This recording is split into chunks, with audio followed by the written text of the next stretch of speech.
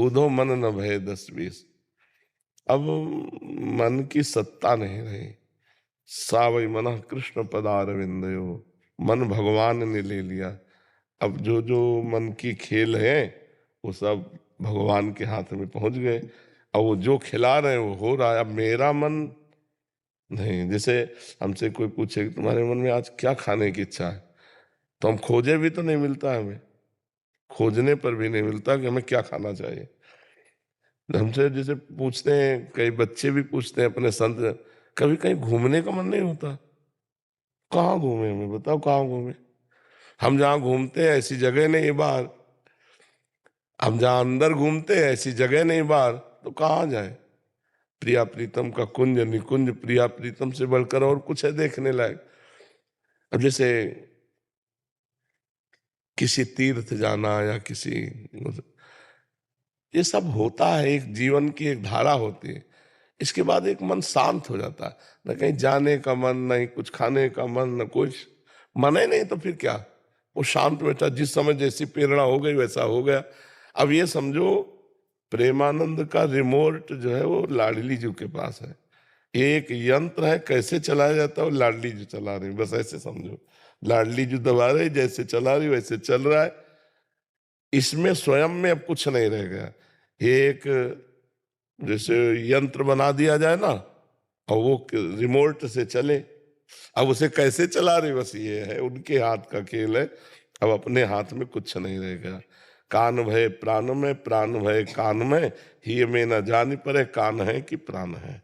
महाराज जी, बाहरी संसार व्यवहार में हर क्रिया के बाद एक सुखद या दुखद अनुभव होता है महाराज जी, कि आनंद आया, बड़ा मजा आया, आज पिक्चर देखने गए हैं ऐसे। तो मतलब महाराज जी आप मन होता है ना तब आता है, जब मन है नहीं तो क्या है। आप कौन से आनंद में रहते हैं महाराज जी?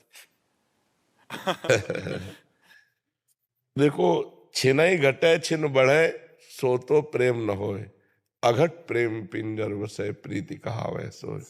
ये किया और निबटा वो आनंद नहीं है। जो आनंद अखंड है वो आनंद नहीं है। जो करने से मिलता है वो अखंड आनंद नहीं। जो होने में हो रहा है वो अखंड आनंद हो रहा है। अब कुछ ऐसा नहीं है कि नया कुछ, मतलब एक अजीब सी स्थिति होती है।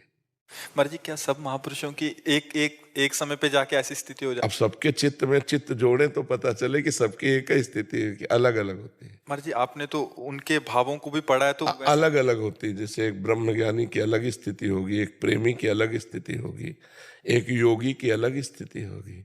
है उसी परमात्मा। जैसे दूध का रबड़ी कोई पसंद करता है, कोई अधौटा, कोई खोया, कोई पेड़ा, कोई बर्फी, है सब दूध ही के, लेकिन अलग अलग स्वाद है ना। ऐसे परमात्मानंद के अलग अलग स्वाद है। वो अपनी स्थिति में पूरा हाँ पूर्ण हाँ, है महाराज। पूर्ण होगा वो अपनी स्थिति में पूर्ण। उसको अलग से कोई स्थिति नहीं नहीं, अगर आपको बोला जाए चलो वहां अलग आनंद देते हैं, तो ब्रह्मानंद? कुछ नहीं, कुछ नहीं। उसका महत्व ही नहीं है, उसका महत्व ही नहीं है। ब्रह्मानंद वादा कतिचन भगवान भगवदानंद वंदा, केचित गोविंद सख्याद अनुपम परमानंद मन्नेश्वर। कोई ब्रह्मानंद को श्रेष्ठ मानता है, कोई भगवान की बंधन भक्ति को, कोई गोविंद के सखा भाव को। कह रहे सब परिपूर्ण है, सब अपनी जगह परिपूर्ण है। पर मेरी जो स्थिति है वो किशोरी जी के चरणारविंद में। हरिवंश महाप्रभु कहते हैं, जो वृंदावन की सीमा में विराजमान महारानी जो है उनके चरणारविंद की ठसक में हूँ। तो अपने लिए जो स्वाद मिला है वो हमारे लिए सर्वश्रेष्ठ है, उसके लिए वो सर्वश्रेष्ठ है, तभी वो टिकेगा वहां। है उसी परमात्मा का आनंद। जैसे हमें सुविधा पड़ती जुगल घाट ना आना यमुना जी, किसी को पड़ती विश्राम घाट, तो यमुना जी तो वही है। घाट का भेद है, भाव का भेद है। कोई सखा भाव, कोई दास्य भाव, कोई वात्सल्य भाव, कोई कांता भाव, कोई सहचरी भाव, कोई गोपी भाव और कोई ब्रह्म भाव। अपने अपने भाव से परमात्मा का आनंद ले रहे हैं। महाराज जी, आनंद की भी स्थितियां होती हैं? हाँ, और क्या स्थितियां होती हैं, आनंद की भी स्थितियां होती हैं। वो गाढ़ होता चला जाता हाँ बिल्कुल हो जाएगा भाई। दूध 50 रुपया लीटर है, खोया हो सकता है 100-200 रुपया किलो हो, और बर्फी 500 रुपया किलो होगी, है तो उसी की, है ना। और ऐसी भी बर्फी जो 1000-2000 रुपया किलो होंगी। तो क्वालिटी उसकी बनती चली जा रही है।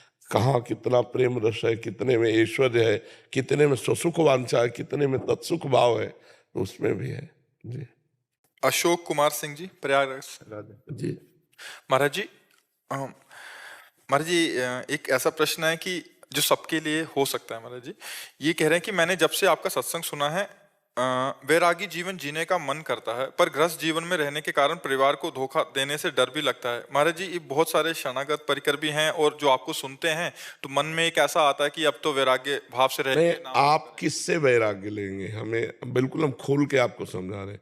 आप देखिए, अगर अपनी ग्रामीण भाषा में कहे तो घर छोड़ के भगा, माया से भगा भगवान की प्राप्ति के लिए। आज हम हैं कहाँ? आपके बीच में हैं। जैसे प्रतिष्ठा, वाहवाही, यश, कीर्ति, गाड़ी घोड़े, ये सब नरक है यार। इनको प्राप्त करने के लिए थोड़ी हम निकले हैं। हम तो उसको प्राप्त करने के लिए, लेकिन उसने मुझे सेवा दी। अब मुझे ये करना है, चाहे रो के करूं चाहे हंस के करूं, करना ही पड़ेगा। अब जैसे हम अपनी रात्रि में जब उठे, शांत एकदम वातावरण, तो जो ही स्नान किया तो मन डूबता है कि चुपचाप बैठ के भजन करूं, लेकिन हमको मन को भजन से हटा के रोड में आना है। सबके, अब सबके तरफ देखना, तो अब सोचो, मन तो मन है ना। कोई कुछ बोल रहा है, कोई कुछ रो रहा है, कोई हंस रहा है, सबकी अलग अलग चेष्टा है। और नहा के एकदम मन होता है शांत बैठ जाऊं, लेकिन उसमें मुझे सुख मिलता और इसमें हजारों लाखों लोगों को सुख मिलता है। तो भगवान ने मुझे लाखों लोगों के सुख के लिए उतारा। भागे थे 2-4 परिवार के लोग होंगे, और इस समय लाखों की संख्या में परिवार है। परिवार के तो है सब। संत भावना से भगवान का भजन करते हुए अपनी आसक्ति न रखो। जैसे हम आपको बहुत प्यार करते हैं, लेकिन हमारी आसक्ति आपसे बिल्कुल नहीं। तो बोले फिर प्यार कैसा? हम भगवत भाव से प्यार करते हैं। मेरे भगवान इस रूप में आए, मेरे से बात कर रहे हैं, इनको सुख पहुंचे, मैं ऐसा प्रयास करूं। ऐसे आप परिवार को करो, कहां भाग के जाओगे? हाँ, वैराग्य किस बात का? आप हमें समझना जरा। हम जो समझाना चाहते हैं, भाग के कहां जाओगे? रहना इस संसार में ही है। अब हमसे कोई कहे तो हमें इसकी कोई परेशानी नहीं। क्यों? क्योंकि मेरा नहीं है, ये प्रभु का है। मुझे सेवा दी, यहाँ थोड़ी देर बैठ करके एकांतिक किया, चले गए। हमें सेवा दी, सबसे मिले, चले गए। हमारा कोई नहीं संसार में, और सब कोई हमारा है। बस इस भाव से अगर घर में रहो तो तुम एक सन्यासी ही हो। और अगर अपने कमंडल और लंगोटी में आसक्ति है तो वह गृहस्थ है, और तुम पूरे परिवार में वो आसक्ति नहीं है तो तुम सन्यासी हो। अंदर से हमें सुधार करना है। हमें भागने के बाद पता चला कि भगवान को प्राप्त करने के लिए कहीं भागने की जरूरत नहीं। जो हम समझ पाए, मन का उद्देश्य बदलने की जरूरत है, अपने आचरण बदलने की जरूरत है। अपना उद्देश्य बदल गया, सब बात बन गई। आप गृहस्थ होकर कह रहे हो कहीं मन नहीं लग रहा, एकमात्र भगवान की तरफ, तो उद्देश्य बढ़िया बन गया ना। तो आप गृहस्थ में रहते हुए संत है नहीं। आप भाग कर जहां जाएंगे वहां माया ही माया है। गो गोचर जहां लग मन जाई, सो सब माया जानो भाई। कहीं भागने की जरूरत नहीं, बस अपने आप को बदलने की जरूरत है। अब लालच और स्वार्थ कुछ भी नहीं मतलब। हाँ, ये तो सत्संग का प्रभाव है। सत्संग, अब जैसे परिवार है, अब परिवार से अलग निकलना, फिर उस कर्तव्य का कौन पालन करेगा, तो बड़ी समस्या है। अब जैसे हम निकले, हमारा कोई कर्तव्य नहीं था। 3 भाई थे, एक बड़े थे एक छोटे थे, बीच वाले थे, हमने खसक लिया। बचपन से कोई हमारा कोई संबंध किसी से नहीं था। 13 वर्ष की अवस्था थी, कोई कर्तव्य नहीं था। जो कर्तव्य थे वो करने वाले थे, इसलिए निकल गए। नहीं, अगर माता पिता की सेवा करना हो या कोई कर्तव्य, मान लो ब्याह कर लिया है, पुत्र है, पत्नी, अब भागना उचित नहीं। अब वहीं बैठ करके भजन करते हुए भगवान की प्राप्ति करो। गृहस्थ धर्म से भी भगवत प्राप्ति होती है। तो आपका क्या मतलब, गृहस्थी में कितना रोल रह गया है तो आप देखोगे ना। तो उसका पालन पोषण करना आपका कर्तव्य है। न रह जाए भोगों के प्रति आसक्ति न, ये तो बहुत बड़ी बात नहीं भाई। जरूरी थोड़ी कि भेष बदल गया तो परम पद ही मिलेगा। नहीं, चूक हो गई तो नरक मिलेगा। और गृहस्थी में है, किसी से प्रणाम नमस्कार, तुम्हें कौन महात्मा मान के प्रणाम करेगा? लेकिन तुम्हारे अंदर कोई लालसा नहीं, कोई इच्छा नहीं, भगवान का भजन करते हो, पूरा का पूरा भजन आपका सेव हो रहा है। यहाँ तो प्रणाम नमस्कार में भी तो जा रहा है।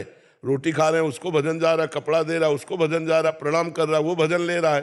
तो संतों के पास तो केवल भगवान ही रह जाते हैं। भजन साधन तो सब जगत मंगल के लिए लगता है। आपका पूरा का पूरा सेव है आपके पास, क्योंकि आपसे कोई ऐसे नहीं कहेगा, क्योंकि जानता है गृहस्थ आदमी तो दूसरों को खवा के और स्वयं कहा कि भजन किया, ये सबसे बढ़िया बात है।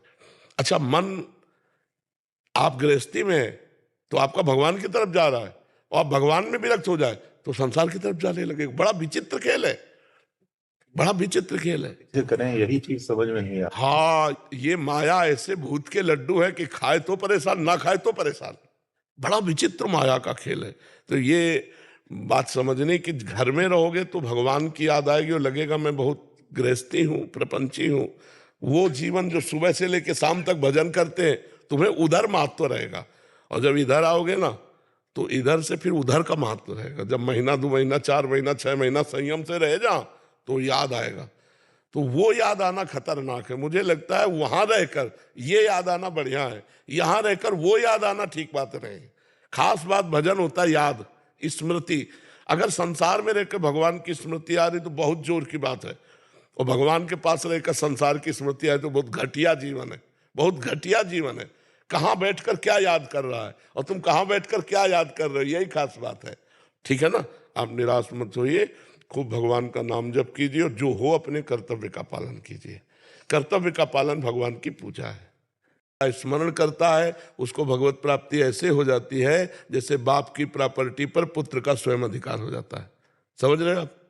खूब नाम जप करो।